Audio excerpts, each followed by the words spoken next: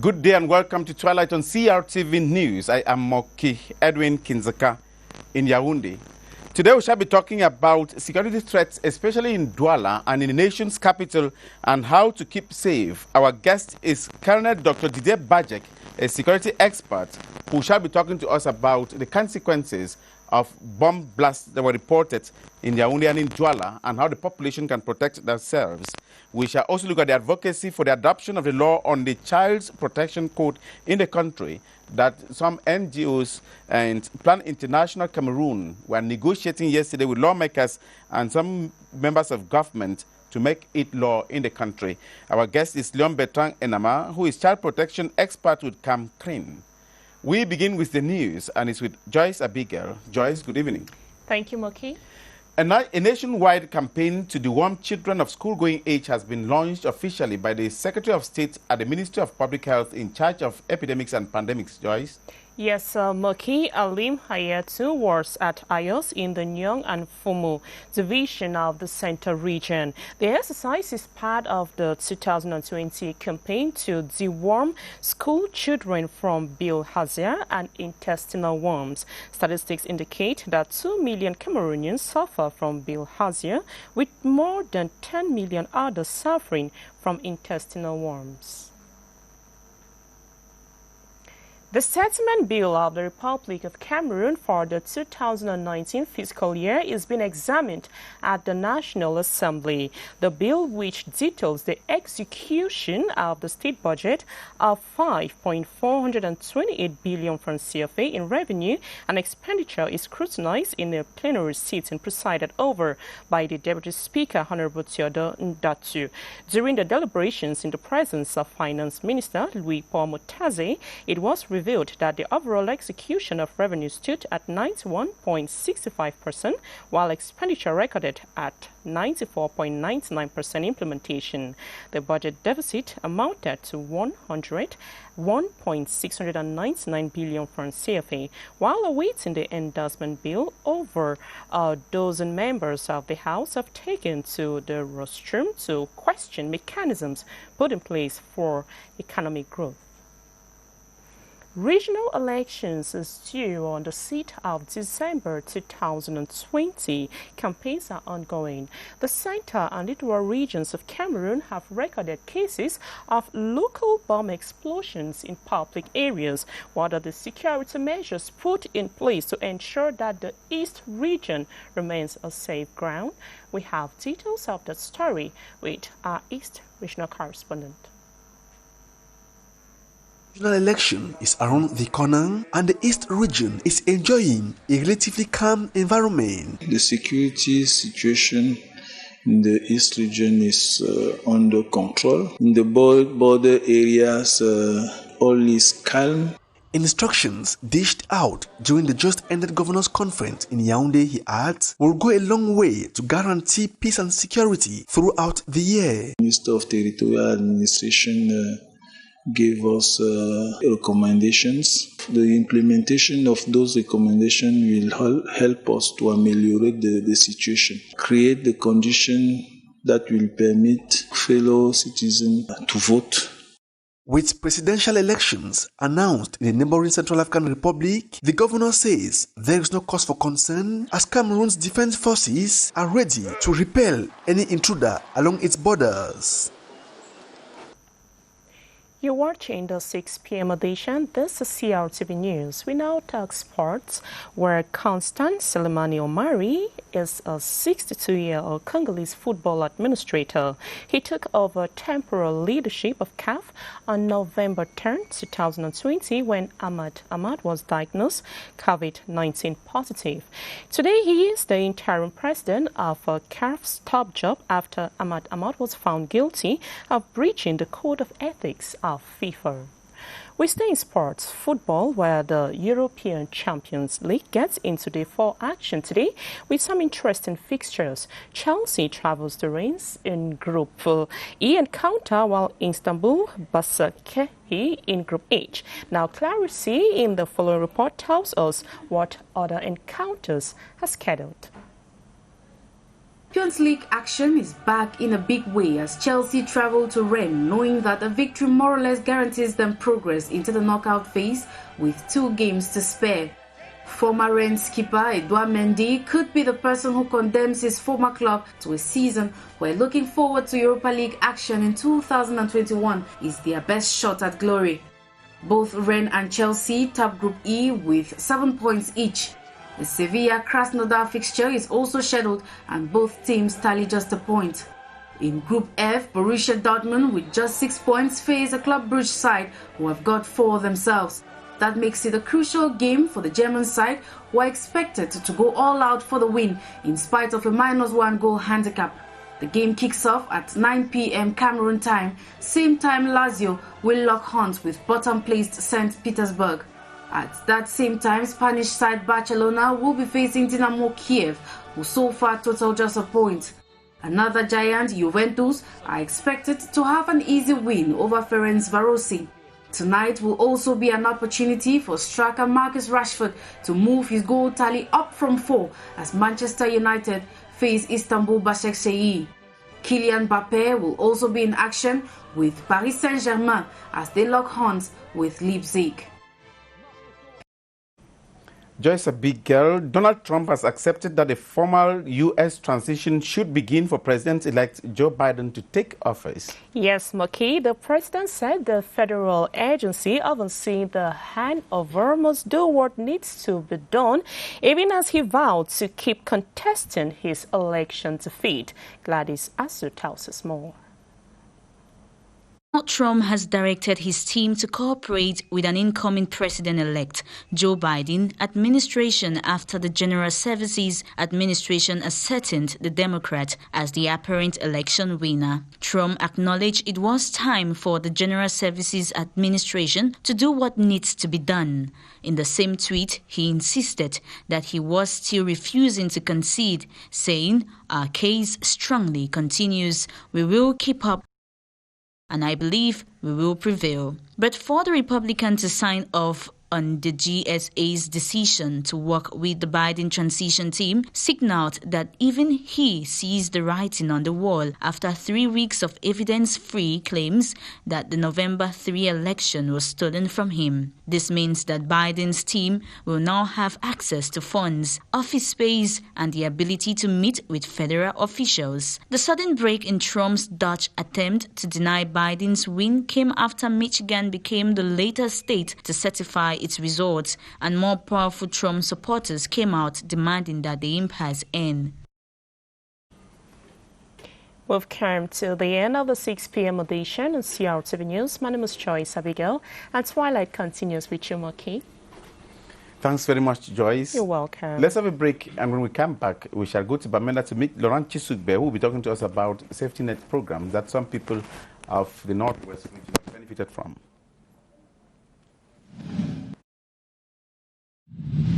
L'eau constitue un enjeu majeur pour le développement et le Cameroun, pays en voie de développement, fait face à de multiples problèmes liés à la gestion des ressources en eau. Ceux qui ont des moyens payent de l'eau minérale, ceux qui n'ont pas de moyens, ils se débrouillent à aller prendre dans l'Institut catholique. Ça coule en bas du sol, on ne sait même pas d'où ça sort. Ça, le concept de la GIE, c'est impliquer toutes les parties prenantes qui peuvent intervenir dans le concept. Il s'agit, n'est-ce pas, de particules très fines, avec des diamètres inférieurs à 500 micromètres, pas millimètres, micromètres. Tout est déjà parti. Regardez la première table, comment la poussière a déjà envahi. Tu installes la marchandise, c'est comme ça, dans quelques minutes, ça devient rempli de poussière. Les particules plus fines maintenant donc, arrivent à l'intérieur, mais elles sont gérées, c'est-à-dire de façon automatique par l'organisme. Maintenant, lorsque vous éternuez, lorsque vous mouchez, ce n'est pas quelque chose de péjoratif, parce que vous voyez, lorsqu'on fréquente, lorsqu'on se mouche, on peut tout, mais en réalité, c'est une réponse de l'organisme face à la poussière que l'on absorbe. Apprenez les éco-gestes et la montée dans Planète Bleue pour un monde qui respire. Planète Bleue sur CRTV.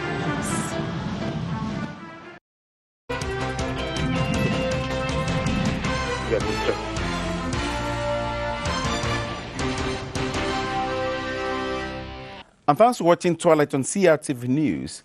The World Bank and the governments of Cameroon have come to the assistance of some suffering people in the Northwest region with a project called Safety Nets. To talk to us about this project and how much was given to the people of the Northwest region, we have our reporter Laurent Chisugbe in Bamenda. Laurent, good evening. Bonsoir Mouki, bonsoir à ton panel. Bienvenue à Bamenda, capitale politique et administrative du Nord-Ouest. Can you talk to us about this Safety Nets program? What is it all about, Laurent? Effectivement, Moki, le projet filets sociaux ou Safety Net Project, c'est un projet donc qui a remis il y a quelques jours seulement à 3500 ménages des appuis financiers pour juguler la pauvreté. Vous savez bien que dans le Nord-Ouest, beaucoup de familles caressent les effets indésirables de la crise socio-politique, mais aussi la crise sanitaire dominée par le coronavirus qui est venu un tout petit peu modifier nos habitudes. Il faut dire que Moki, le projet Filets sociaux est la résultante de la bonne relation qui existe entre le Cameroun et la Banque mondiale. Ce projet a pour principal objectif, à en croire son coordonnateur régional, Elvis Kandjo, de réduire la pauvreté au sein des populations démunies. Comme vous l'avez remarqué, chaque ménage a bénéficié d'une somme de 30 000 francs CFA. La zone choisie pour cette première phase renferme les arrondissements de Bamenda 1er, 2e et 3e. Laurent Chisugbe, 3,500 families benefited. Can you talk to us about the criteria of selection? Les critères de sélection, Moki, il faut dire que le projet a misé sur des familles qui n'arrivent pas à vivre avec plus d'$1 par jour, c'est-à-dire 700 francs CFA ou 550 francs.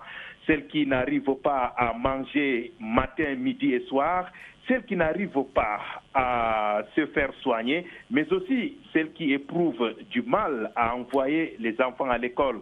À cela, Moki, il faut ajouter des déplacés internes qui présentent un niveau de pauvreté assez critique selon le coordonnateur régional du projet. Ces critères ont été arrêtés de commun accord avec les magistrats municipaux des communes concernées. Le projet est à sa première phase, mais il faut souligner qu'il y a eu en novembre 2019 l'implémentation de la première phase d'expérimentation du côté des Bello. And after this, where do they intend to go from here, covering the whole of the Northwest region or coming back to those who are still suffering? Will the money be refunded? These are some of the questions people are asking. Bien évidemment, Moki, bien évidemment. Le projet, comme je le disais tantôt, c'était un engagement ferme de l'État du Cameroun à soulager les peines des populations démunies en zone de crise. Les informations recueillies auprès du bureau régional font état de ce que ce projet va se poursuivre sur l'étendue de la région du Nord-Ouest. Il s'agira d'aller au plus profond des villages, identifier ceux et celles qui croupissent dans l'extrême pauvreté. Le coordonnateur régional a parlé de pauvreté chronique. And I'm still to get the point there, Laurent Chisugbe. The 30,000 francs, is it going to be refunded? Laurent Chisugbe?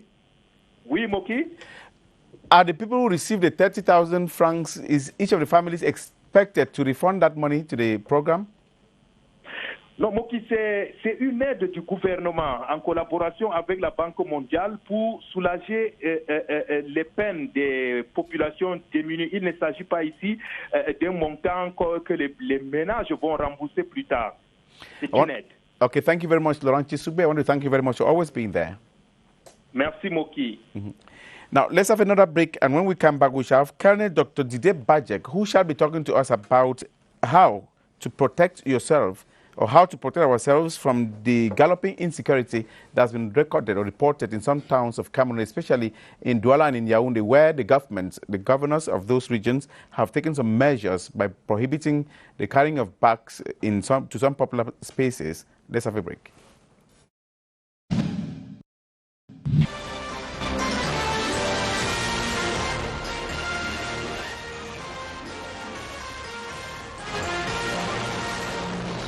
Bienvenue à cette édition de CEMAC News.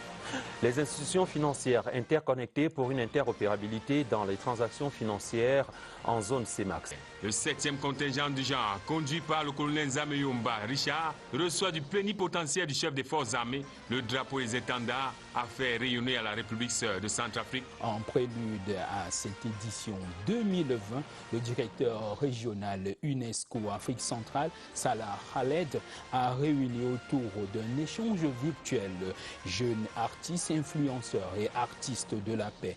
Objectif, préserver la paix. Le règlement, d'harmoniser, de faciliter et de clarifier les procédures. Fini les intermédiaires et la paperasse jusque-là, cauchemar des usagers.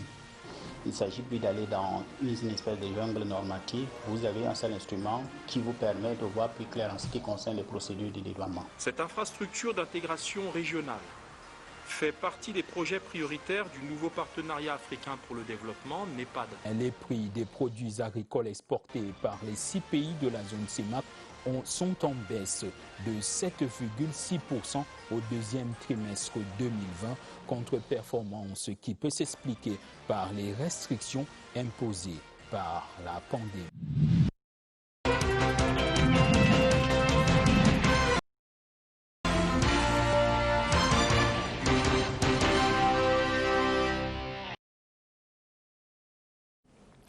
Public authorities in the center and littoral regions have been warning the population to guard against men of the underworld operating, especially in the cities of Yaoundé and Douala. In fact, some bombs exploded in those two cities, causing panic, and public authorities have taken some measures to stop the threats, especially at this time when people are preparing for end-of-year feast. We shall be receiving Colonel Dr. Didier Bajek, but before then, let's have this report that was sent to us by reporters in Douala and in Yaoundé on the situation after the governors made some recommendations for the populations to follow.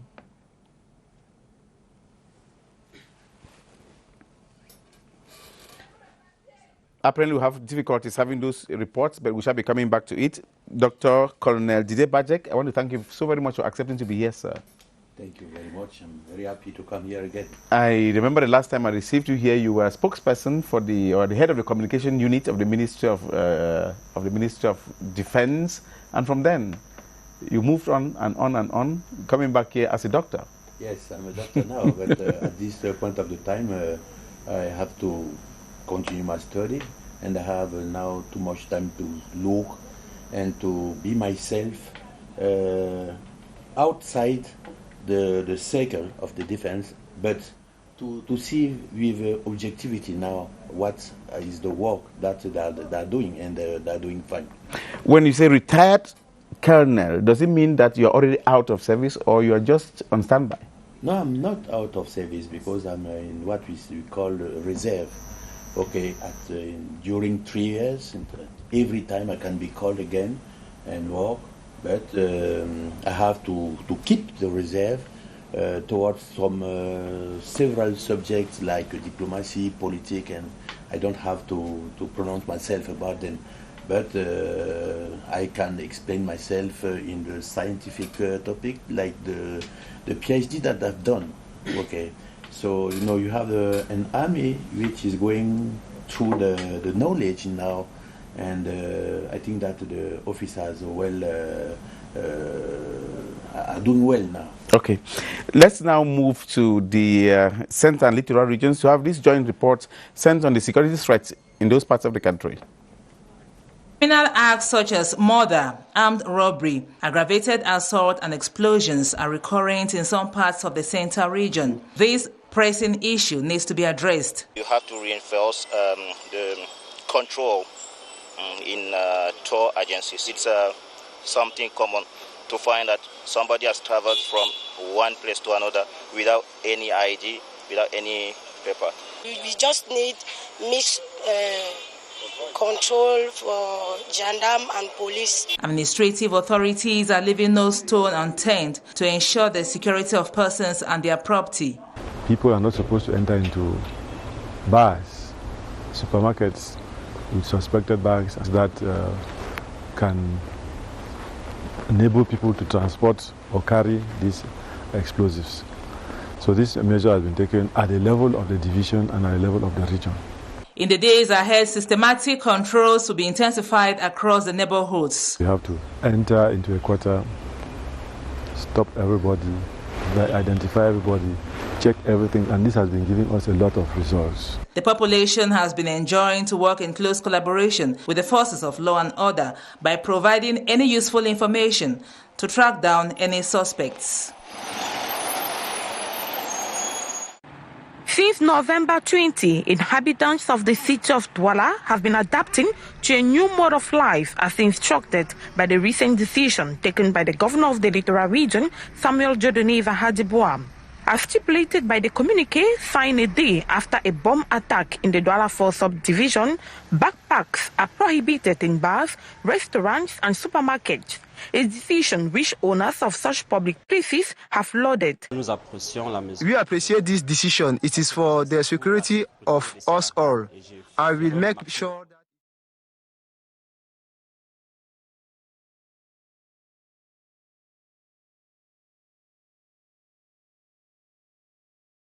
easily contain weapons. In supermarkets, for instance, this decision comes to boost the rules which prohibit the circulation with certain bags in the business arena. This measure is already functional here.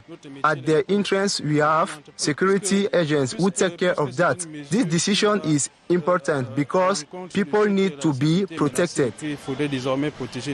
Some inhabitants of Douala, however, wish that the decision should include other types of bags and be extended to other places other than drinking spots and supermarkets. The governor did well to ban these backpacks in public places. Just that, I wish it should be implemented in other areas like cinema halls, police stations, market bags and even handbags should also be restricted. The major objective targeted by the governor's communique is security in all corners of the city, and inhabitants are ready to collaborate for a safer economic capital, especially at this time of the year. Now, Colonel Dr. Didier Bajek, we are getting into another phase of crisis in the country. These are issues we never used to have in the country before. What do you think actually is happening? Planting of bombs in the cities, Yaoundé, Douala, and other forms of insecurity? We can say that is a graduation of the threat now, but the security forces will take the measure of this threat.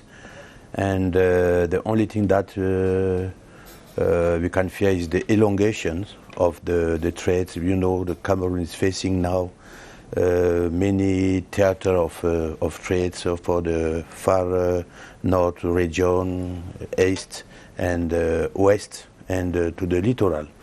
So I think that we have to play now. Our role is to play the popular defense. Now the populations have to contribute to this security now, as they have not done it after, more than they have done it after. So now is a new situation, but it's not a problem concerning the Cameroon, only the Cameroon. You know that in all the world now you have many problems of security according to the problem of globalizations and the permeability of the country. We don't have this, how you call it now. But the thing is that now the globalization is making that, yes, absolutely. Est-ce qu'on peut commencer à dire que peut-être ceux qui sont essayés à l'extrême nord, l'est, nord-ouest, sud-ouest sont maintenant en train d'arriver à Yaoundé? No, it was not the same problem. At the far north region, we have threats coming outside, coming from the borders, and it is totally different if you want to make some comparison with the threats now you are facing to this region. The threat is in the Cameroon, so it is very difficult to look, to get a difference between the actors of the enemy. The enemy is involved into the territory, so that is very difficult. And the popular defense now have to play a very particular role now at this point of the time. When we advertise this program, many people that we should ask you, I would propose that you answer them. Those that are coming in French should be answered in French, and in English should be answered in French. Le colonel disait, qu'est-ce qui se passe à Yaoundé, à Douala? Eh bien, est-ce que l'on peut savoir ce qui se passe en réalité? Il y a une augmentation de la menace, et que c'est une menace qui est terroriste parce qu'elle crée la terreur pour des objectifs différents, et que c'est le moment que nous devons choisir justement pour que les populations se resserrent de plus en plus et que nous jouons vraiment notre jeu, n'est-ce pas, qui concourt vers ce qu'on appelle la défense populaire. C'est-à-dire que chaque acteur que sont les citoyens de cette République aujourd'hui devrait être capable de jouer une véritable proximité avec les forces de maintien de l'ordre, les forces de défense, veiller, anticiper, et surtout observer les mesures qui sont édictées par les institutionnels, le gouvernement, n'est-ce pas, pour pouvoir être capable de mener de façon rationnelle et pertinente cette lutte-là. Vous savez, ce sont souvent des décisions qui ne sont pas populaires, elles sont très, très impopulaires, mais c'est pour le bien de la population, les fouilles, certaines restrictions dans des lieux publics. Il faudrait s'y prêter pour faciliter justement le rendement de telles initiatives. Mais beaucoup de fois, on voit les gens qui n'acceptent pas de fouiller, on regarde dans les bagages. Ça, ce n'est pas le plus grave. Le plus grave, c'est ceux qui en tirent, n'est-ce pas, un intérêt ou un bénéfice politique. Si l'on peut dire, c'est-à-dire que on profite, n'est-ce pas, de cette instabilité pour créer, je ne sais pas pour quel objectif, pour créer une situation de chaos qui pourrait prêter à une faillite de la gouvernance. C'est ça qui est le plus difficile, alors que lorsque le pays a des difficultés, pas des difficultés, a des menaces comme celle-ci, c'est en ce moment que les mécanismes de défense populaire devraient jouer le plus rapidement, de la manière la plus incisive. Je constate en ville que quand on veut fouiller, on veut chercher les sacs, les gens n'acceptent pas, même quand ils entrent dans les services publics, dans les bureaux. Il faudrait que tout le monde se prête, n'est-ce pas, à ces mesures. Déjà, en commençant par ceux qui ont des relations avec les forces de sécurité et de défense. Lorsqu'ils ne sont pas de service, il faudrait déjà qu'ils montrent l'exemple. Vous avez des véhicules, par exemple, je donne le cas du Hilton, où les véhicules sont systématiquement arrêtés et fouillés. Mais il ne faudrait pas que ce soit des personnels des forces de défense qui passent au prétexte qu'ils sont des personnels de forces de défense. Il faudrait être capable de pouvoir montrer l'exemple. Je dois vous dire que la menace agit sur des centres de gravité. Et ce sont des gens qui observent la population, ses manifestations, ses usages, et essayent de toucher là où il y a des fragilités. Et défendre est toujours plus difficile que d'attaquer, parce que lorsque vous défendez, non seulement vous n'avez pas l'initiative tant au niveau de l'espace qu'au niveau du temps, mais en plus de cela, vous ne pouvez pas mesurer la quantité d'effets que vous pouvez faire pour défendre contre une offensive. Ça veut dire quoi? Ça veut dire que des gens peuvent venir vous attaquer avec des groupes assez consistants et que vous n'ayez que quelques éléments pour défendre les positions que vous avez. Donc c'est toujours très difficile et on ne peut pas mettre un militaire ou un policier derrière chaque Camerounais ou derrière chaque édifice pour pouvoir le défendre. C'est là où la population devrait jouer un rôle important. Et je dois vous dire comme ça que tous les éléments sont extrêmement importants. Tout ce que vous avez observé, n'est-ce pas, vous devez être capable de pouvoir renseigner les forces de maintien de l'ordre, les forces de défense et de sécurité. Et donc il y a des concepts qui sont en route. Vous avez certainement entendu parler de la gendarmerie de proximité. Il faudrait que, en réalité, le citoyen, la population puisse comprendre que ces structures institutionnelles sont là pour elles. Et pour que ce diptyque qui est fondamental entre l'armée et la nation puisse solidifier un élan commun pour pouvoir préserver nos intérêts communs. C'est exactement la même chose aussi. On parle d'armée-nation, on pourrait parler de police-nation également. C'est un travail assez ingrat en ce moment parce que il peut toujours arriver que par la lassitude, il y ait quelques excès, mais il faudrait que nous comprenions, que nous soyons compréhensifs au maximum et que nous aidions, n'est-ce pas, à l'accomplissement du travail de ces éléments. Let's get to some practical tips. on what the population should do. In the cases of the bomb explosions in Yaoundé, we saw the population instead going towards the bombs. I mean, instead of escaping, they are moving to see what is happening. Or they see a strange bag lying somewhere. Instead of calling for the intervention of a suspected bag, they're instead going to open and see what is happening to it. Is that what should be done, mon colonel? Déjà, nos populations africaines, nos populations camerounaises sont très émotives. Et l'effet de masse, l'effet de population est un effet qui est extrêmement dangereux, non seulement pour les secours ou alors pour les interventions. Et ça crée une confusion qui est telle que les forces qui viennent intervenir ne peuvent plus intervenir avec efficacité, efficience et pertinence. Donc la chose justement qu'il ne faudrait pas faire, c'est que lorsqu'il y a une explosion, n'est-ce pas, qu'on se précipite. On se précipite vers quoi? Peut-être même que ce que le terroriste a décidé de faire, c'est attirer un maximum de personnes et que lorsque il y a ces personnes souhaitées, le nombre de personnes souhaitées, eh bien on déclenche peut-être une autre explosion. Et là, le bilan sera beaucoup plus lourd. Ce qu'il faut faire pour la population, il ne faut pas se transformer en élément de force de sécurité, de force de défense ou alors en élément de secours. Ce qu'il faut faire, c'est de savoir observer des comportements qui sont pour le moins anormaux, être capable, il y a toujours des éléments de force de défense et de sécurité, être capable de montrer quelque chose, de désigner une cible, dire qu'attention, monsieur, je viens de voir ceci qui s'est passé là. Ça, c'est extrêmement important. Alors, l'homme, l'élément qui est là en ce moment, pourra observer et analyser la situation et rendre compte et pour avoir la réaction qui est appropriée. Ce qu'il ne faut pas faire surtout, c'est que lorsqu'il y a une explosion, que l'on se précipite vers le lieu présumé de l'explosion où on se dirige toujours vers le son. En fait, c'est la sonorité qui nous amène vers le son sans avoir observé. Je dois vous dire que quelque chose comme ça, c'est pas un secret. Ceux qui ont fait la préparation militaire supérieure le savent.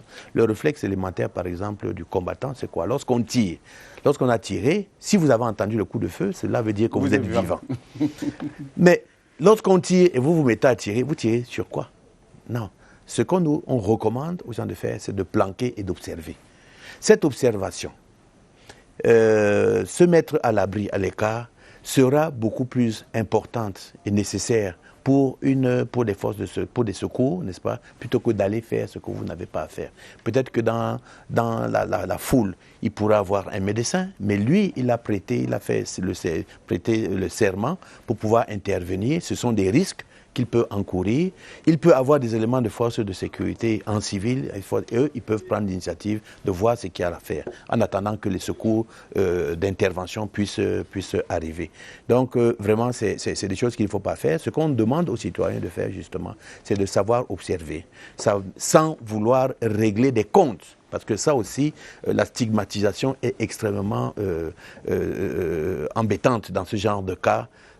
Il faut agir avec tact. Vous avez quelqu'un qui a je veux dire comme ça, une activité assez particulière. Il arrive tard dans la nuit, il est peut-être taciturne, il vient d'arriver. À l'époque, dans nos sociétés africaines, justement, ça ne se passait pas comme ça. Quand quelqu'un arrivait dans un quartier, il avait immédiatement l'amitié de tout l'entourage. Aujourd'hui, nous vivons un peu à l'occidental et c'est dommage. Voilà, ces barrières et tout. Et plus on sait ce qui se passe à l'intérieur, lorsqu'il y a un danger, plus il est difficile de pouvoir chevaucher la barrière. Non, ce qu'il faudrait faire, c'est observer, sans régler ses comptes, sans faire du zèle et sans épuiser les forces de sécurité et de défense, parce que ça, c'est également un malin plaisir que certains ont appelé soit les pompiers, appelé soit la gendarmerie, je vois ceci, je vois cela. Eh bien, lorsque vous les appelez comme ça, juste pour vous amuser, vous les dispersez, vous les épuisez, et au moment où elles devraient intervenir pour une réaction, une intervention vraiment qui est nécessaire, eh bien, on n'a plus d'éléments sur mais on connaît parfois des appels, mais ils ne sont pas là. Ça, je ne peux pas le confirmer, mais je sais quand même que... Et puis, il faut être capable de vous solidifier dans les observations, il faut causer entre vous, dans les quartiers, il faut essayer de... Et exécuter aussi à la lettre ce que les responsables administratifs donnent comme instruction. Un gouverneur donne des instructions sur son territoire de compétence, eh bien exécutons cela sans toujours chercher à polémiquer dessus, sans toujours chercher à mettre le régime devant ou alors les droits de l'homme devant. Vous savez, en période de crise comme les périodes de crise que nous connaissons aujourd'hui, eh bien il est sûr que certaines libertés peuvent arriver à être effritées. Parce que lorsqu'on vous fouille systématiquement, c'est pas comme lorsque nous étions par exemple en l'an 2000 où tout était facile, il y avait la paix et tout. Aujourd'hui, il y a une situation qui préside à ce que on puisse poser des mesures qui sont tout souvent difficiles. Mais il faudrait que nous comprenions que tout cela, c'est concourt au bien des populations et à leur sécurité. What advice would you be given, maybe these bus stations, travel agencies, these buses that transport people from other towns to towns that are in danger, like Yaoundé and Douala? What should be the attitude of the passengers and the attitude of the driver? Is the observation, I think. You don't know who is your neighbor. Is that you have to know exactly, you have to pay attention. It's a particular attention that you have to pay. Okay? You have to observe, and you have some signals which are very characteristic of the terrorism. So when this occurs, you have to give the alert immediately. What are these signs that are characteristic? The signs, the terrorists. I think that our police has make a list of comportment, the characteristics, yes, of the terrorists. You have you don't feel quiet. You are always agitating. Yeah, agitating. You have you are not quiet, and you don't have how can I say it? A stable action. You know that you are seeing that you want to make something at this point of the time. You have something in your head. Okay. So it is like that. The observation is something which is very important, and anticipations of things like that. We say that the government say that you not enter with the bag in the bag, because the bag you don't know what is in the bag. So if it is like that, you have to accept that like that. Well, we're discussing with Colonel Dr. Didier Bajek, who is a security expert and former Director of Communication, Ministry of Defense. He graduated from there and went now and studied, becoming a security expert, and we're benefiting from his expertise. Before we leave you and have in the studio Mr. Leon Bertrand Enama, what global advice would you be giving? One, some people think that fighting in the northwest, southwest, littoral, in the east, in the Adamawa, and the far north is already making our military so much occupied that they may be having difficulties intervening in the nation's capital? Je ne le pense pas.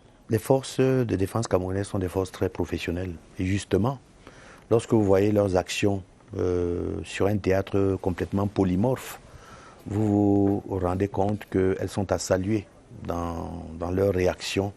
Vous avez à l'extrême nord la menace terroriste contre Boko Haram qui est toujours pendante, et que cette partie du territoire est aujourd'hui protégée, sécurisée. Il y a de temps en temps quelques pénétrations qui sont rapidement traitées, neutralisées. Vous avez le pan Est, qui était quand même, n'est-ce pas, un pan qui offrait des pénétrations dues à l'instabilité politique de ce pays frère qui est à l'Est, et aussi les chasseurs d'éléphants, les braconniers, qui ont sérieusement secoué toute la zone, mais qui ne s'aventurent plus là parce que, n'est-ce pas, on a mis prépositionné des forces qui sont susceptibles de pouvoir endiguer cette menace. Vous avez toute la surface littorale avec la piraterie maritime. Tout à fait. Et je dois vous dire comme ça que le Cameroun est le pays qui relève la plus faible occurrence d'attaque.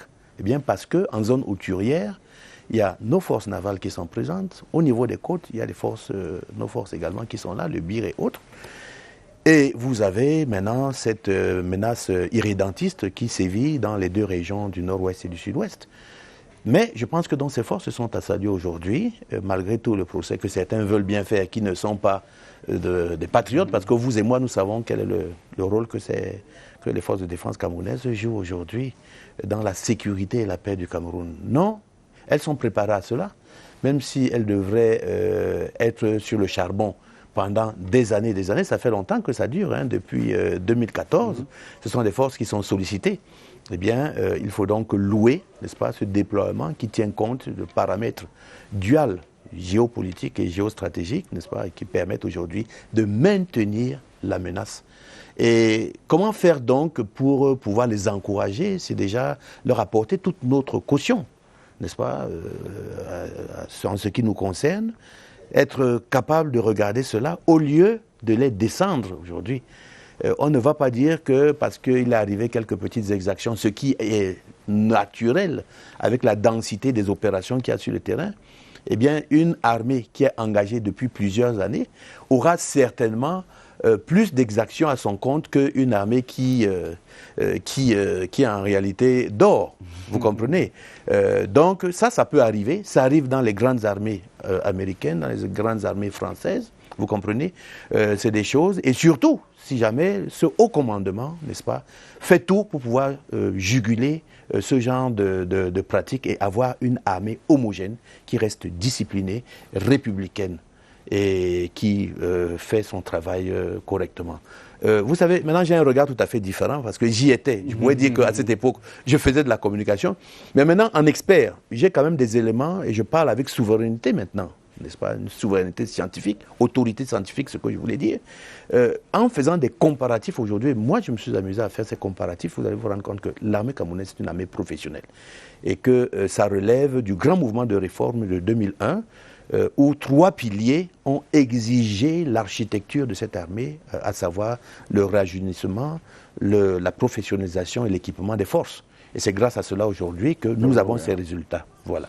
I want to thank you very much, Colonel Dr. Didier Badjek, security expert, for accepting to come and share your knowledge with us.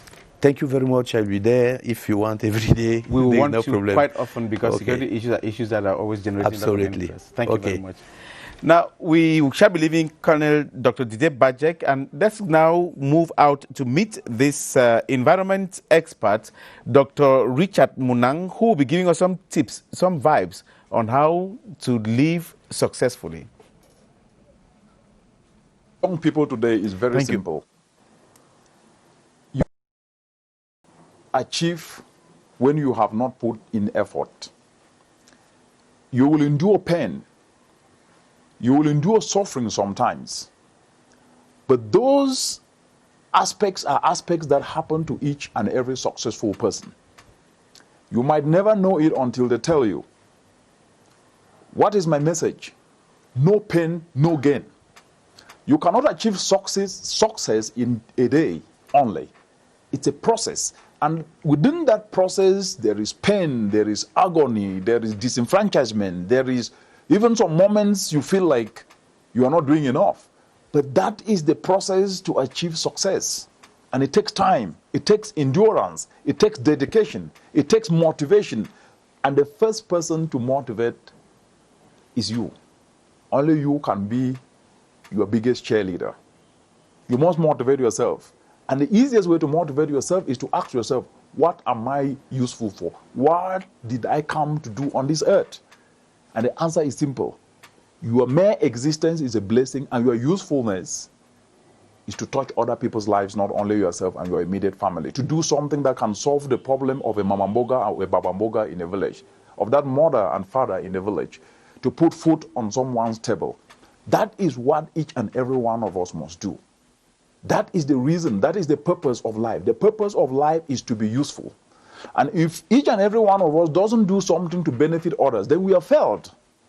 And I tell you, the youth today, you are the biggest constituency in Africa's continent. No challenge of Africa should be discussed from a problem perspective. Discuss it from a solution perspective and always explain what you are doing to be part of that solution to that problem. You must become a solution provider. No pain, no gain. You must sacrifice. Yes, it will not be comfortable immediately. Yes, it will not be easy immediately. But the long-term consequences of your efforts towards providing solutions will amaze you. Go forth and become an innovative volunteerism actor. Yes, it is working. We can see young people retooling their skills across the entire continent. They're fabricating solar dryers, and these solar dryers are benefiting mothers in communities. Yes, we can see young people turning agricultural waste to briquettes. This is replacing charcoal, helping our mothers in villages to not choke from indoor pollution. Yes, we can see young people turning agricultural waste to biofertilizers, and this is replacing chemicalized fertilizers. Yes, we can see young people who are actually devising different means on how to connect a mother from farm to market. These solutions do exist. And this is the result of inspiration, motivation, structural guidance, retooling skills, adapting skills, so that solutions can happen. This is what you must do. No more complaining, no more blame game. Take personal responsibility. That is called leadership. Inspire someone. That is called leadership.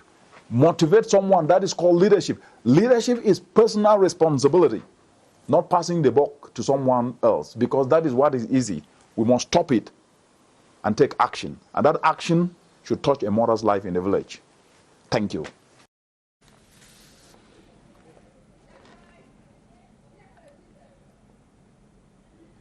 Thanks, Dr. Richard Munang, for those indications on how to lead successful lives.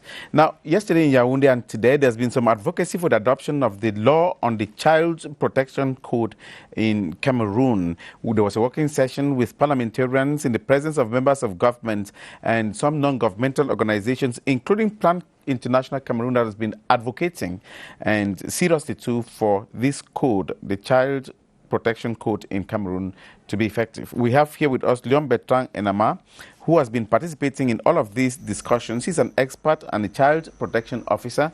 Leon Bertrand Enama, thanks very much for coming, sir. Bonsoir. Can we have an idea on what happened yesterday and what is happening today? You've been very busy trying to come up with this law, this code. Oui, ce qui s'est passé hier, c'est une activité dans le cadre de la mise en œuvre du mémorandum d'entente que Plan International Cameroun a signé avec notre organisation CAMCRIN le 2 mai 2018 pour mener ensemble le plaidoyer visant le renforcement du cadre juridique de protection de l'enfant. Et nous avons mené un certain nombre d'actions en observant les recommandations issues de la présentation des rapports du Cameroun sur la mise en œuvre de la CD et la 4B. On s'est rendu compte qu'il y avait toujours une recommandation qui voulait que le Cameroun adopte un code de protection de l'enfant afin de pallier aux insuffisances, aux défis que la protection de l'enfant rencontre parce que le cadre juridique n'est pas renforcé. C'est pour ça que nous avons donc organisé cette activité hier à l'Assemblée nationale pour mobiliser tous les acteurs nationaux, tant du Parlement que du gouvernement et les acteurs non gouvernementaux pour poser la question visant la relance du processus d'adoption du Code de protection de l'enfant. Mais qu'est-ce qui fait le problème? Depuis lors, on parle de ces codes-là, mais toujours on parle. Oui, j'ai eu la chance de retrouver le processus de 2007 à 2010, un processus qui a commencé en 2003 par le gouvernement lui-même qui a décidé d'adopter ce code. Il y a eu beaucoup d'actions qui ont été menées, mais en 2010, le gouvernement a pensé à une autre option d'intégrer le code de l'enfant, le code de la famille dans le code civil qu'il pensait mettre en place. Beaucoup de temps sont donc passés sans que le processus du code civil soit finalisé avec le contexte sécuritaire, la guerre contre la secte terroriste Boko Haram. Les enfants ont été victimes de beaucoup d'abus, de négligence et c'est pour ça que nous avons pensé qu'il était important de relancer le processus d'adoption de code de protection de l'enfant pour pallier aux nouvelles problématiques du système de protection qui sont liées au contexte actuel. Donc, Il était donc question de mobiliser tous ces acteurs pour échanger. Il y a eu des échanges entre les membres du gouvernement, les parlementaires et les acteurs que nous sommes. Et nous étions tous d'accord qu'adopter un code de protection de l'enfant ne devrait pas poser un problème et que le processus doit être relancé. Donc tout le monde était d'accord. Il y a eu un certain nombre de résolutions. On va regarder, mais qu'est-ce qui va changer avec ce code? Si ce code était adopté, qu'est-ce qui va changer? Ce qui va changer, c'est que les dispositions actuelles sont éparpillées dans plusieurs textes juridiques.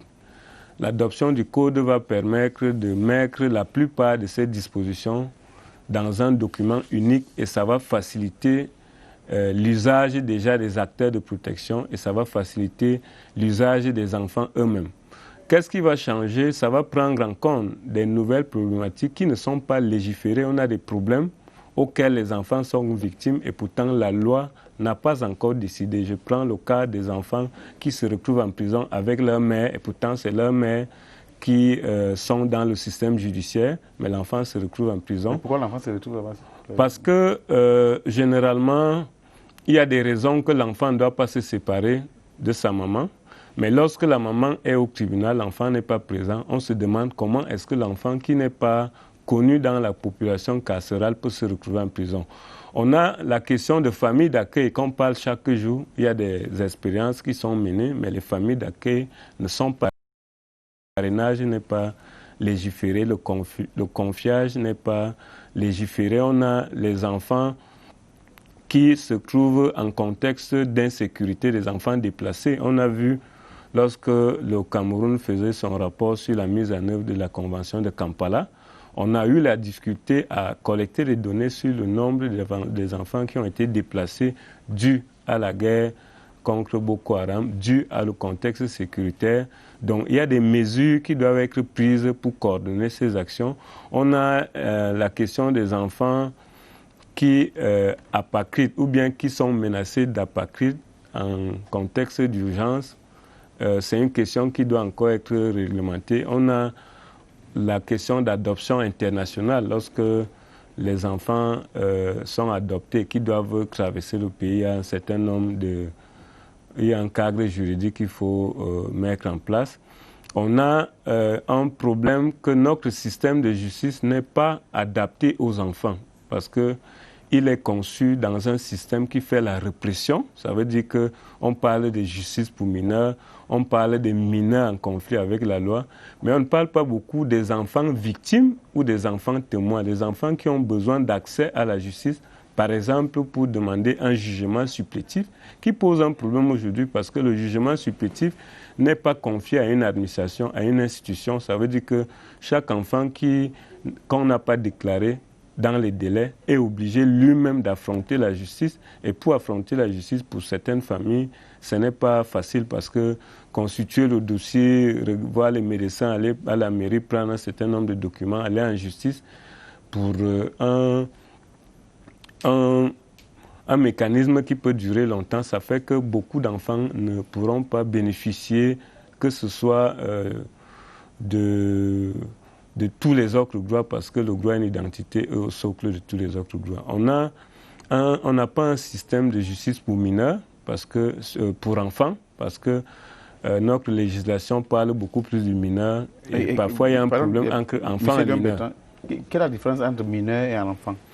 Bon, l'enfant est tout être humain de moins de 18 ans, sauf si la majorité est acquise en fonction de la législation qui lui est applicable. Par contre, nous avons 3 types de majorité au Cameroun. Ça veut dire qu'on est majeur civil à 21 ans, électoral à 20 ans et sur le plan pénal à 18 ans. Ça fait que ça crée un peu des embrouilles parce que l'enfant est encadré par des instruments juridiques ratifiés par le Cameroun, la Convention des Nations Unies relative aux droits de l'enfant et la Charte africaine. Par contre, la minorité est encadrée par le cadre juridique camerounais. Donc ça fait que très souvent, il y a beaucoup de problèmes à ce que nous, les acteurs du système de protection, qu'on interpelle au Cameroun sur les questions de minorités qui sont beaucoup plus difficiles. Et maintenant, le système de justice qui est adapté aux enfants est un système qui a été conçu ou bien qui a été réajusté, qui prend en compte la vulnérabilité de l'enfant. Par contre, ici, que ce soit en termes de participation de l'enfant dans la procédure judiciaire ou bien les questions d'état de droit, il y a parfois, on ne prend pas en compte la spécificité qu'est le mineur qui ne peut pas avoir les mêmes moyens de preuve qu'un adulte lorsqu'il dénonce un viol peut-être commis par son parent. C'est souvent difficile de lui demander les mêmes moyens de preuve qu'on peut demander à un adulte. Parfois, l'enfant n'a pas toute l'information de la procédure judiciaire au niveau de l'enquête préliminaire jusqu'au jugement. Il n'y a pas ces réflexes-là. Parfois, on est obligé dans nos gendarmeries, police, on est obligé parfois de confronter les enfants aux adultes, parfois à son parent. Et pourtant, le système de justice adapté aux enfants prévoit un certain nombre de principes généraux. Il y a des éléments généraux qui permettent, au niveau de la procédure judiciaire, de mener des actions en prenant en compte la situation de l'enfant. On a un autre problème, par exemple, la question de protection des enfants sans protection parentale, la question des enfants sans protection parentale. La semaine dernière, nous avons été dans une conférence continentale. Il y a une étude que nous allons lancer bientôt et l'Union africaine nous a désigné pour conduire ça en Afrique centrale, pour questionner la question des enfants qui n'ont pas une protection parentale. Ça peut être que les parents sont vivants, mais les parents n'ont pas les capacités de le protéger, ou bien les parents sont décédés, ça peut être les parents des ex-soldats. Donc il y a des actions qui sont menées, mais ces actions peuvent être plus efficaces si l'encadrement juridique peut être adapté à cette nouvelle problématique. On a la situation des enfants impliqués dans les forces et groupes armés. La loi dit qu'ils sont détachés, sont envoyés aux civils, mais on ne dit pas en quelle qualité. Est-ce qu'ils sont des auteurs, est-ce qu'ils sont des victimes? Parce qu'un enfant qui était dans la cour, qui est enroulé et qu'on transforme en bombe humaine, lorsqu'il est arrêté en coaction, quoi qu'on on l'envoie aux civils, mais il n'est pas clair s'il est victime et s'il est témoin. Et il y a un principe de privation de liberté qu'en dernier ressort, qui n'est pas toujours respecté, parce qu'on dit que l'enfant doit être privé de liberté, sauf si on n'a pas une autre solution. C'est pour ça qu'il y a les mesures alternatives à la privation de liberté que nous avons suggérées depuis dans le cadre des réformes juridiques sur la question.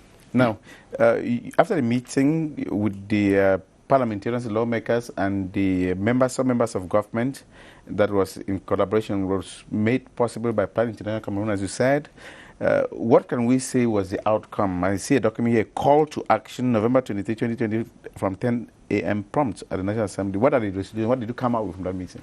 Oui, la séance de travail que nous avons organisée avec Plan Cameroun a été un succès parce que tous les acteurs présents, que ce soit les membres du gouvernement, que ce soit les parlementaires ou nous autres, les acteurs de développement, nous étions tous d'accord. Il n'y avait pas des arguments divergents. On était tous d'accord qu'il faut qu'on se mette ensemble individuellement et collectivement pour que le Cameroun adopte le Code de protection de l'enfant. C'est pour ça qu'il y a eu cet appel à l'action, déjà qui a reconnu que l'enfant est vulnérable et parfois il fait face aux difficultés qui sont dues aux adultes sans une protection.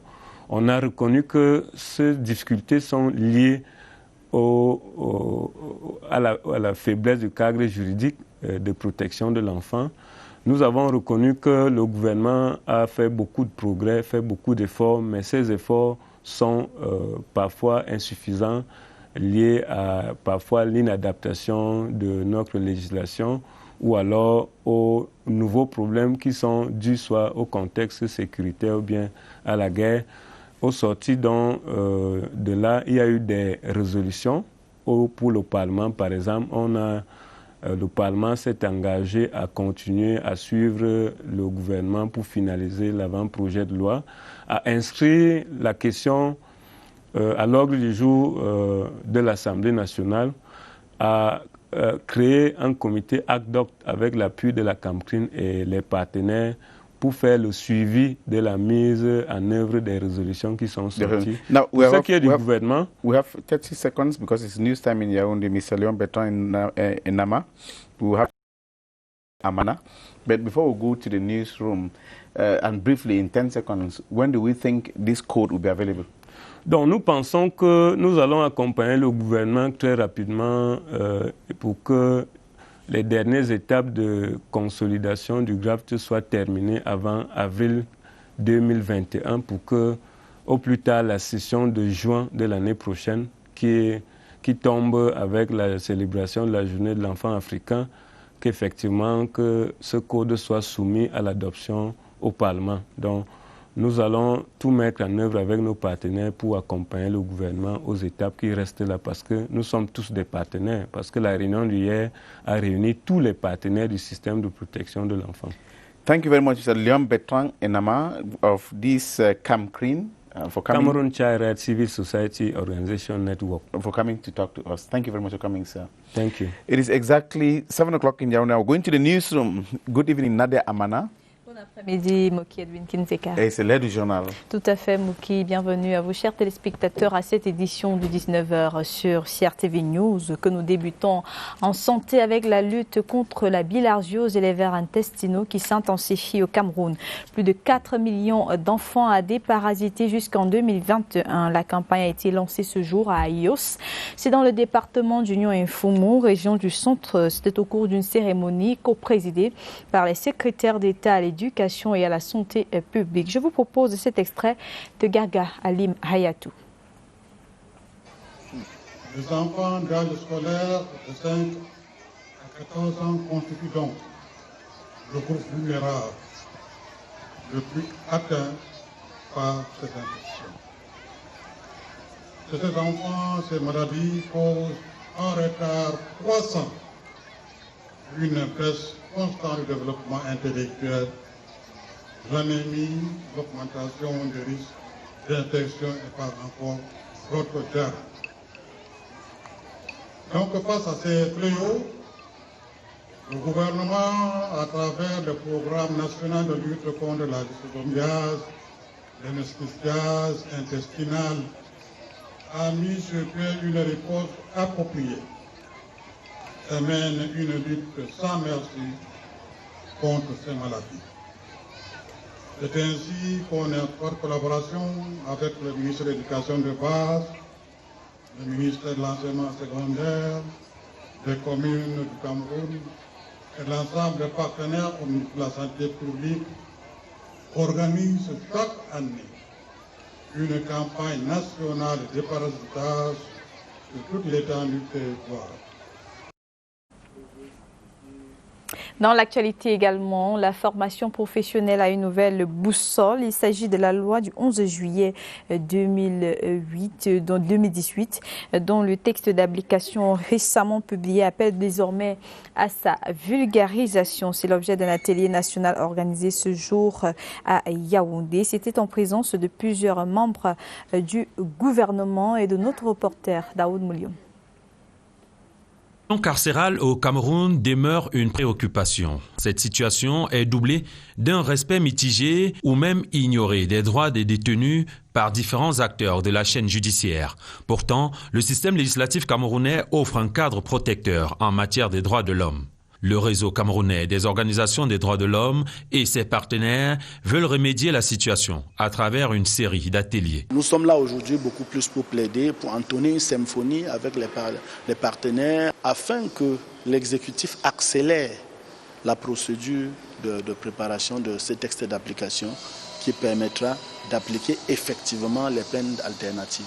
Ce sont les acteurs non seulement de la société civile, mais tous les acteurs de la chaîne pénale camerounaise. Donc on a des magistrats, nous avons des greffiers, les officiers de police judiciaire. Sociétés civiles et acteurs de la chaîne judiciaire s'imprègnent sur les standards internationaux à respecter. Avocats sans frontières et ASF Cameroun prêtent leur expertise sous le soutien de l'ambassade de France. Il s'agit d'un programme ambitieux de près de 200 millions de francs CFA qui va s'échelonner sur un peu moins de 2 ans. Ce sera un renforcement des capacités, un échange de pratiques avec les ONG françaises, notamment Avocats sans frontières France, Avocats sans frontières Cameroun, le RECODE. L'atelier inaugural de Yaoundé sera suivi d'autres rencontres d'échange en milieu carcéral et en dehors. Toutes nos excuses, il s'agissait là plutôt du reportage de Daoud Mouliom sur les conditions de détention en prison. Parlons à présent de politique. Connaissez-vous comment on élit un conseiller régional? Eh bien, si la réponse est non, vous n'êtes pas seul. Les modalités liées à cette élection restent inconnues pour plusieurs. Qui s'expriment au micro de Mbaïma. Sont fermés, c'est-à-dire que c'est au niveau des représentations des mairies. Et dans les mairies, chaque département donne un représentant, tel que ça a été circonscrit par le chef de l'État, où on donnait 9 ici, 10 là. Bon, à partir de là, c'est entre eux. Ça ne concerne pas la population. C'est la collectivité elle-même, c'est-à-dire les mairies, et les grandes mairies, comme on appelle les maires de la ville, là, tout ça. En fait, ils sont élus par un conseil traditionnel et un conseil, pas les conseils communaux. Les conseils communaux. Hein. D'abord, il faut être de nationalité camerounaise, d'abord, avoir un statut, un âge un peu plus constant, ça veut dire entre 50 et 60 ans en avant. Et de principe, ne pas ceux qui n'ont pas fait la prison, quoi. Ne pas ceux qui n'ont dans les conditions, je ne sais pas, en dehors de ça, je ne sais pas plus. Dans l'actualité également, la mode dévoile ses charmes à Yaoundé depuis hier, ce jusqu'au 29 novembre prochain. Pendant cette période, défilés, expositions et conférences débats vont rythmer le quotidien des participants et des visiteurs qui trouvent en cette initiative une occasion de mise en vitrine et de valorisation de la mode et du design camerounais. Leurs réactions sont dans cette sélection de notre reporter Nice Enemi. Qui portait sur le dialogue des matières. Donc déjà moi, dans ce thème, j'ai apporté un sous-thème qui était le réchauffement climatique. Donc déjà, j'essaie d'apporter ma modeste contribution au niveau du réchauffement climatique. Donc j'utilise toutes ces choses-là qu'on retrouve dans la nature, du plastique, tout ce qui n'est pas biodégradable. Le travail a été fait individuellement. Donc on ne connaît pas les touches de ce que l'autre a pu faire. Mon projet est de valoriser l'artisanat local. L'artisanat local, pour moi, ce sont les étoffes qui sont entièrement tissées à la main par des artisans à l'ouest.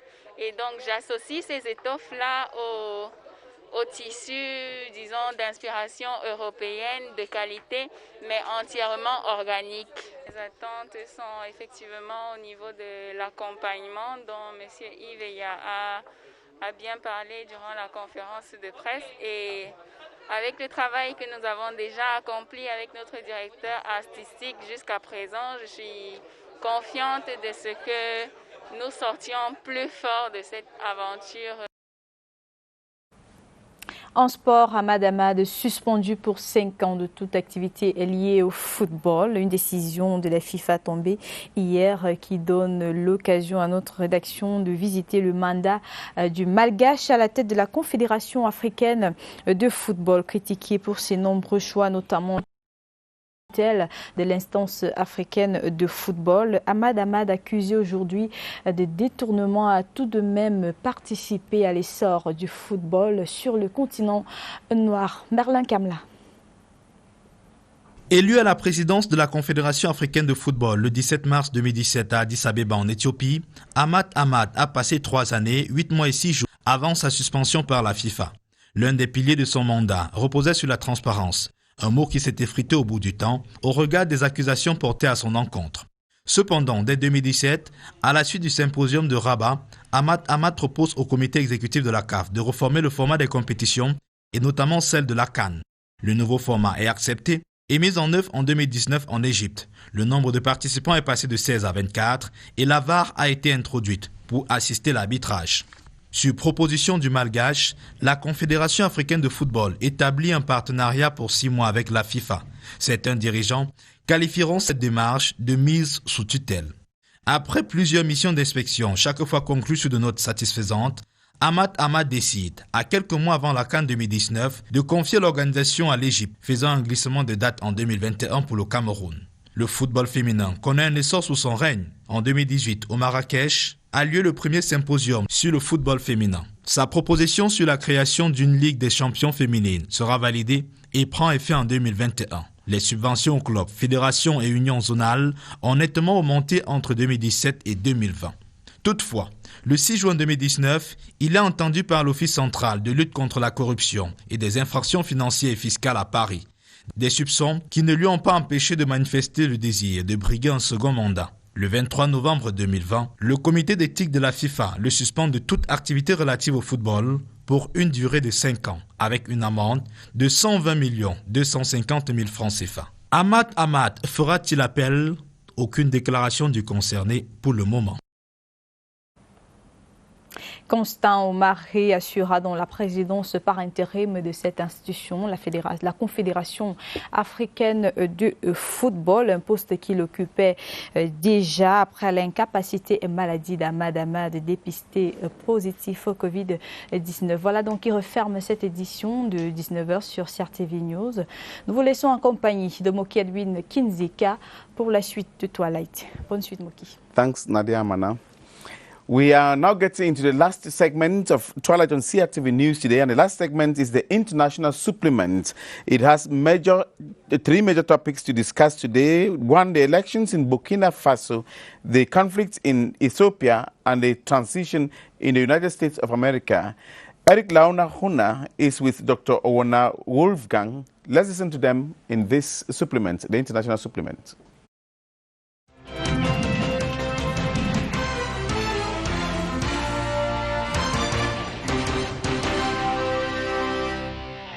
Nous recevrons sur ce plateau le docteur Wolfgang Owona Wolfgang, internationaliste. Une fois de plus, bonjour et bienvenue à cet autre numéro de votre magazine 7 jours dans le monde. Let's open this tour in Burkina Faso.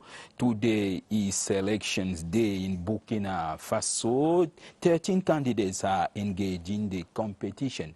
They are facing the president Roch-Marc Christian Kabore, running for a second term in office. More details concerning the contenders with Gladys Assu-Guana. 6 years after heading into exile, the shadow of former President Blaise Compaoré still lingers in Burkina Faso as the country heads to the polls on November 22. Islamist insurgency has triggered high level of insecurity in recent years. Voters in the West African state are now hoping for a peaceful election despite frequent attacks from Islamic militants. Opinion polls and several election analysts have indicated that voters are most likely to cast on candidates who support a peaceful and a secure Burkina Faso. President Roch-Marc Kabore is seeking a second 5-year term in office through his ruling People's Party Movement for Progress. Peace and security are the major factors that will decide which candidate carry the day during the Sunday vote. The insurgency has displaced more than 1 million and killing at least 1,600 Burkinabé since 2015. Et dans ce scrutin électoral en cours au Burkina Faso, pour en parler, nous recevons sur ce plateau le docteur Owona Wolfgang, internationaliste. Bonjour docteur et bienvenue sur le plateau de 7 jours dans le monde. Bonjour monsieur Laouna et bonjour à tous les téléspectateurs de la CRTV. Oui, on l'a indiqué, le scrutin électoral pour la présidentielle au Burkina Faso est en cours. Les bureaux de vote ouvrent ce matin pour que le pays puisse déterminer son futur président. Et dans les rangs des candidats, on note 13 sur la ligne de départ, notamment le président candidat Rochma Christian Kaboré. Et face à lui, des figures se dégagent, notamment Zéphirin Diabré. Quelles sont les chances du président Kaboré de pouvoir rempiler? Je crois que les chances du président Rochma Christian Kaboré sont intactes et très grandes. Pour une raison simple, malgré la crise sécuritaire qui a fragilisé suffisamment le moral des investisseurs au Burkina Faso, mais aussi la crise coronavirale qui a aussi ralenti les efforts de la production et même du commerce international dans ce pays, qu'il faut le dire, est enclavé. On remarque ici que le président Rochma Christian Kaboré a quand même tenu le bon bout, même si sur le plan sécuritaire, il n'a pas atteint les résultats. Nous pouvons observer que la République du Burkina Faso se situe dans la bande sahélienne. Ici, on constate que les bandes djihadistes et même les bandes criminelles, c'est-à-dire le terror-banditisme, y trouvent un terrain très fertile. Ici, la solution ne concernerait pas seulement les responsables politico-militaires de la République du Burkina Faso, mais ici, on pourrait penser à une mutualisation des différents efforts entre tous les États sahéliens, peut-être même du Maghreb, et voire plus bas encore, des États du Golfe de Guinée, pour essayer de penser des stratégies et mettre des moyens pour lutter contre la menace terroriste et le banditisme transnational. Parce qu'ici, les menaces, que ce soit les terroristes ou alors les bandes criminelles, transgressent les frontières parce que les États ne disposent pas toujours eux seuls des moyens pour les contenir, ou alors il manque une certaine confiance dans la mutualisation des moyens et la création des dispositifs communs pour essayer de juguler la menace. Et toujours sur le continent africain, en Éthiopie, les violents combats dans la région du Tigré et le gouvernement fédéral de l'Éthiopie continuent d'inquiéter. Des milliers de réfugiés sont déportés vers les pays voisins pour trouver asile. Les précisions dans ce reportage. Le visage serré, le ton martial, le Premier ministre Abiy Ahmed a affirmé hier mardi que l'offensive était entrée dans sa phase finale pour reprendre la capitale provinciale, Mekele. Pour l'heure, Mekele reste encore un bastion du parti tigrien TPLF, mais les forces gouvernementales s'en approchent. Elles ont par exemple repris lundi la ville d'Almata à 120 km plus au sud. C'est le moment choisi par le Premier ministre Abiy Ahmed pour lancer la dernière qui aura lieu dans les prochains jours, précise-t-il. Un assaut final nécessaire selon lui, car le TPLF n'aurait pas respecté l'ultimatum qui lui a été imposé il y a 3 jours, un ultimatum qui lui demande de rendre les armes. Néanmoins, selon certaines sources diplomatiques, cet assaut final pourrait être plus compliqué que prévu. D'abord en raison du terrain montagneux aux abords de Mekele et ensuite car les forces tigriennes ont prouvé qu'elles savaient utiliser de l'artillerie lourde. Après 2 semaines de conflit, le gouvernement est en quête de soutien populaire et a demandé à tous les Éthiopiens de respecter une minute de silence ce mardi matin. Un appel suivi au moins aux abords de la place centrale d'Addis Abeba, Meskel Square. Et sur le terrain des opérations là-bas en Éthiopie, précisément dans le nord, les régions du Tigré, le gouvernement éthiopien a déclaré samedi avoir pris le contrôle de plusieurs villes dans la province dissidente du Tigré. Dr Wolfgang Owona Wolfgang, en ce qui concerne justement ce conflit entre le pouvoir fédéral et éthiopien et la région dissidente du Tigré, qu'est-ce qui pourrait définitivement constituer la pomme de discorde dans ce conflit de plus en plus naissant? Le conflit dans le Tigré est symptomatique de l'ensemble des conflits sécessionnistes dans les pays africains. Il est fortement et historiquement travaillé par des facteurs identitaires d'abord, mais aussi des facteurs politiques. Pourquoi des facteurs identitaires? Parce qu'ici, nous voyons une région, la région tigréenne, qui essaye de faire sécession contre le gouvernement ou région fédérale de l'État fédéral d'Éthiopie.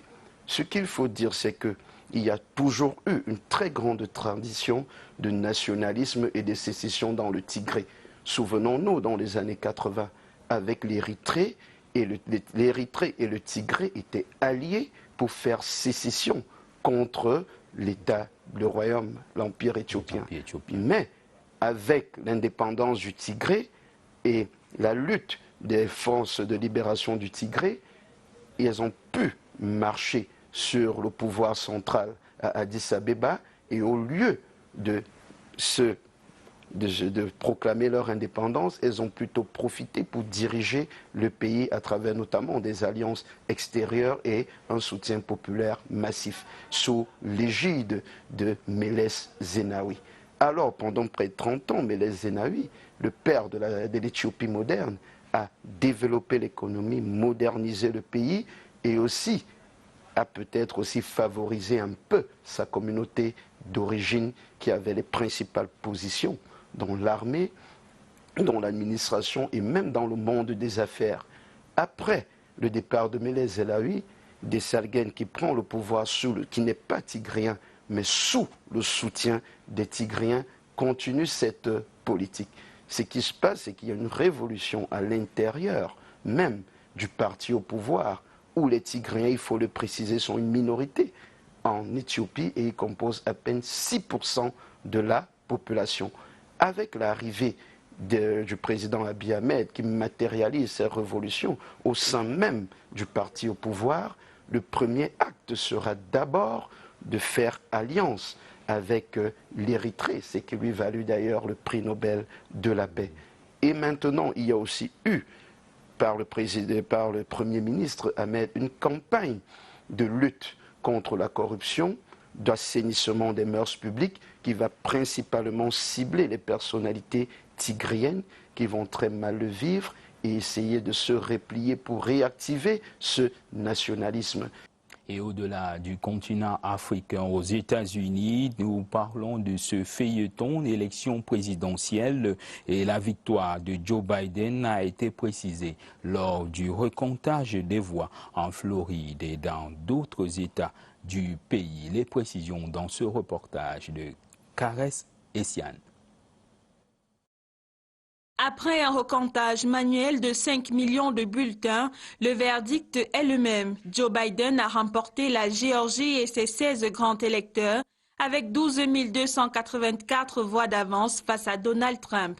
Mais alors que les résultats du Peach State doivent être certifiés vendredi, l'avocat du président américain Rudy Giuliani a promis de déposer un nouveau recours avec une stratégie qui semble désormais claire, tenter à tout prix de retarder l'officialisation des résultats de la présidentielle américaine afin de court-circuiter le verdict populaire lors du vote des grands électeurs au collège électoral le 14 décembre. En Géorgie, le recompte a permis d'identifier environ 5000 bulletins qui n'avaient pas été comptabilisés. Au final, Donald Trump progresse de 496 voix, soit 0,001%. Le feuilleton n'est pas encore terminé. Un second recomptage, cette fois à la machine, peut en théorie être demandé. Conforté dans sa victoire, Joe Biden a dénoncé l'incroyable irresponsabilité de Donald Trump, qui refuse toujours d'accepter sa défaite. L'actuel locataire de la Maison-Blanche dénonce sans la moindre preuve tangible des fraudes massives dans plusieurs États et s'est lancé dans une guérilla judiciaire menée par son avocat personnel, Rudy Giuliani. Et Dr Owona Wolfgang, dans ce scrutin électoral, nous voilà à l'heure du recomptage. Est-ce maintenant le moment pour le président Donald Trump de reconnaître sa défaite? Je crois que l'élection présidentielle américaine, qui, dans les premiers résultats qui parviennent, consacre la défaite du président sortant Donald J. Trump à cette élection présidentielle. Mais ce qu'il faudrait aussi dire, c'est que cette élection a été entachée d'irrégularités et votre reportage tout à l'heure vient de le démontrer. qu'au départ, on avait un écart et à l'arrivée, après un recomptage manuel, on a un écart qui est réduit. Ça veut tout simplement dire que les accusations de fraude ne sont pas infondées. Elles ne sont pas infondées, même si actuellement le président Joe Biden est en tête. À la fin, on pourrait dire que c'est accordé avec faute. Et dans ce scrutin, on l'a noté, au-delà de 2 semaines après l'élection, le président sortant qui refuse toujours de reconnaître sa défaite, et on est reparti dans la séquence au recomptage des voix. Quelle sera définitivement la leçon à retenir de ce scrutin inédit aux États-Unis en ce qui concerne le système électoral là-bas? Déjà, je ne crois pas que le scrutin soit terminé. Nous avons passé la première phase qui était le vote. La seconde phase qui est le comptage de vote n'est pas encore terminée. Et nous avons peut-être une hypothétique 3e et 4e phase qui pourrait passer par un contentieux électoral et peut-être maintenant par une décision de la Cour suprême des États-Unis qui désignera le président des États-Unis d'Amérique après le vote des grands électeurs. Si tous les signaux montrent que le candidat vice-président Joe Biden, grand vétéran de la politique américaine, est en tête, ce scrutin aura aussi laissé entrevoir quelques éléments qui décrédibilisent tout le processus. Et les accusations de fraude, vous l'avez montré tout à l'heure, ne sont pas infondées. À l'avenir, les États-Unis, qui ont toujours été le pouvoir de l'exemple continu, de donner cet exemple au monde en essayant de crédibiliser tout le processus électoral, qu'il faut le dire, n'est pas un processus sans irrégularité. Une actualité que nous allons continuer de poursuivre dans le cours de nos éditions spécialisées d'information dédiées à l'actualité internationale. Dr Owona Wolfgang, merci une fois de plus pour ces précieux éclairages. C'est moi qui vous remercie. Madame, Monsieur, c'est ici que se referme votre magazine 7 jours dans le monde. 7 jours dans le monde, le tout complet de l'actualité majeure dans le monde. Merci d'avoir regardé. Excellente suite des programmes sur CRTV News.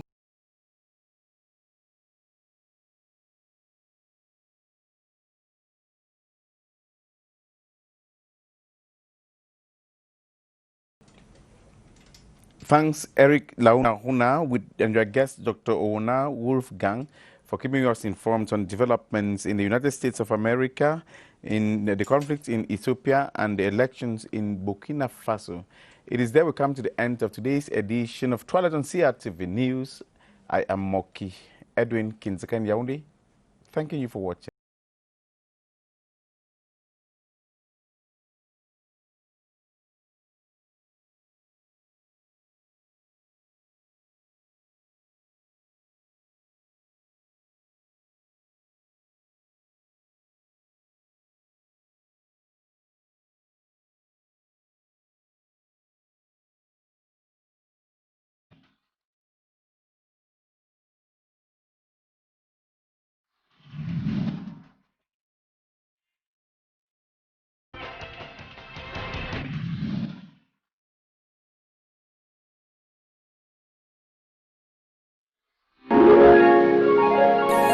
CRTV News, ici, toute l'info.